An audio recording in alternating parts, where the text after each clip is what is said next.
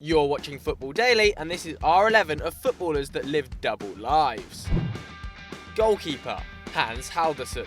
Iceland's keeper at Euro 2016, as the tiny nation made the quarter-finals, Hans Halldorsson has been capped 40 times by his country. The big stopper made 27 saves at the Euros, that's 7 more than second place Rui Patricio, though he also conceded 9 goals, the most of any keeper at the tournament.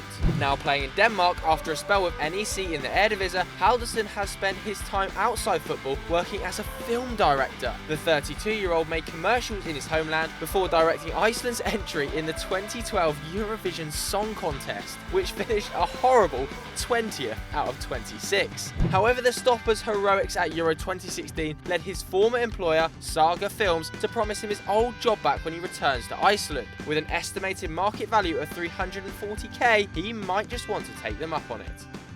Right back, Mathieu Flamini. Filling in at right back, as he occasionally did for Arsenal, is Mathieu Flamini. The Frenchman is hardly the most sophisticated man on the field, with 76 yellow cards in his career so far, but strangely enough, he's become a clean energy pioneer off it. Flamini's company, GF Biochemicals, has become the world leader in the manufacture of levulinic acid, a substance thought to be a possible long-term replacement for fossil fuels, and the key to a greener and more sustainable planet. The market for levulinic acid is valued at a possible £20 billion, making Mathieu Flamini arguably the most valuable player on the planet. Lucky Crystal Palace. Centre-back, Zeeuw. A centre-half with Wigan, Portsmouth and Barnsley, Dutchman Zeeuw is a man of many talents. While a trainee in the Netherlands, Zeeuw earned a medical degree, and his comfort with bodily fluids was tested in the Premier League when nasty bastard El Hadji Diouf spat in his face. Injuries took their toll over time though, but Zeeuw still played more than 500 times in England before retiring in 2009. But on returning to the Netherlands, he dusted off that medical knowledge and became a police detective, specialising in forensics and helping to bust human trafficking rings. But Zeeuw eventually decided that wasn't a worthwhile use of his time and returned to Wigan as part of the backroom staff in October 2016. He's a true enigma. Centre-back, Mitchel-King. We promise that is how he spells his name. Matt Mitchell-King has a fascinating life off the pitch, even if he's been fairly forgettable on it. A star at Crewe Alexandra and AFC Wimbledon, Mitchel-King worked as a model for Armani after he was spotted on Oxford Street and was Rio Ferdinand's body double in Nike adverts during the 2000s. Yes, Rio Ferdinand, despite spending 8 months suspended for missing a drugs test, couldn't find the time to play himself in a commercial, and Mitchell-King covered for him, admitting my rates are a bit cheaper than Rio's. But the centre-back quit his side job when he turned professional, and now 33, he plays in the Southern League with Chesham Town. Left back, Stuart Pearce. Shortly an England caretaker manager in 2012, Stuart Pearce's experience of dealing with tools made him ideally suited to the job. A quality left back in his day, Pearce's playing career had been slow to get off the ground, and during his youth career he had trained and worked as an electrician. Pearce has never been one to look on the bright side, and his big break, a transfer to Nottingham Forest, didn't convince him to quit his day job. The Londoner actually took out an advertisement in the club's matchday programme publicising his services as a handyman in the hope of drumming up extra business. He needn't have worried though. Pearce went on to make more than 700 professional appearances and 78 for his country, captaining England 9 times, and he can still rewire a plug socket. Midfielder, Thomas Gravesen.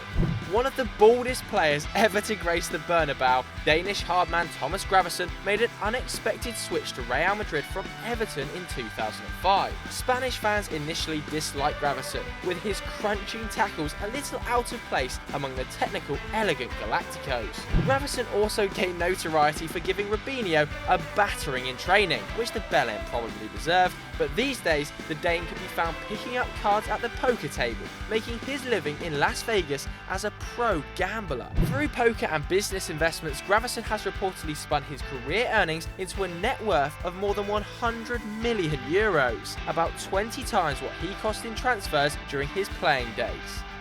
Midfielder, Raw Strand.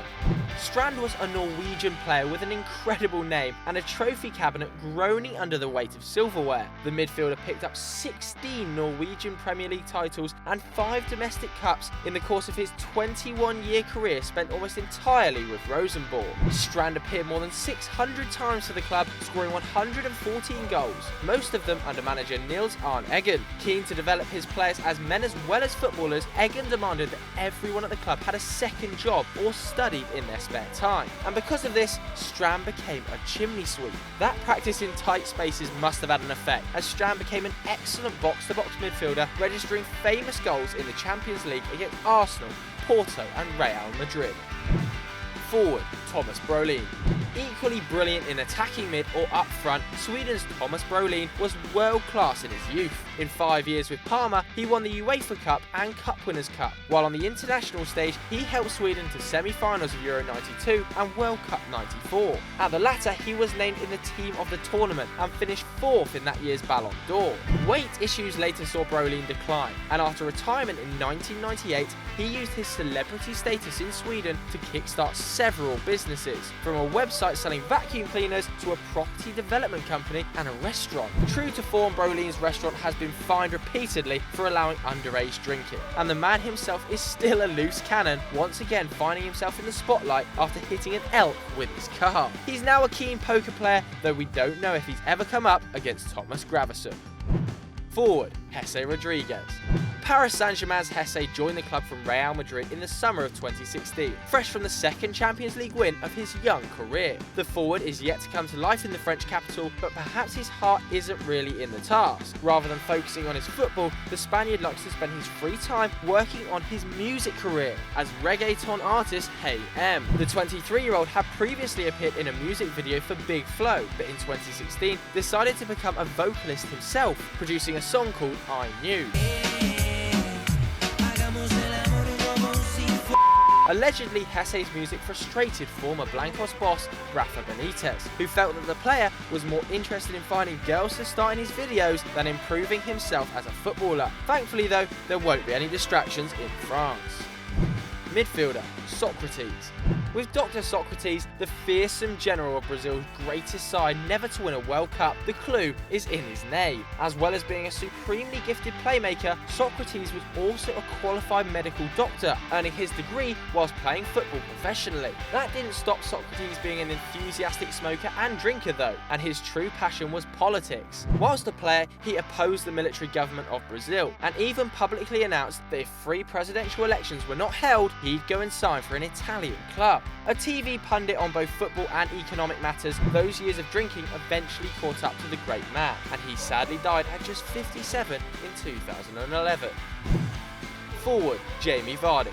The rise to the top has been far from smooth for Jamie Vardy. Whilst playing for non-league Stocksbridge Park Steels, Vardy was on probation and had to wear an electronic tag on his ankle. In order to make it home by his court-appointed curfew, he would be subbed off and jump straight into his dad's car to race home in time. Rejected by Sheffield Wednesday at 16 for being too small though, Vardy combined his amateur football with working in a factory. The England man spent 12-hour-long shifts making medical splints for disabled people, but that all changed when he moved to Leicester for £1 million in 2012. Vardy's pace and work rate took Leicester to the Premier League and kept them there, and his lightning ascent was crowned in 2016 when he scored 24 goals in the league to give the Foxes their first top-flight title in history. So there we have it, but what do you guys at home think? Let us know in the comments below. And if you enjoyed this video, why don't you click here for loads more great content and down there to subscribe. And as always guys, we'll catch you later.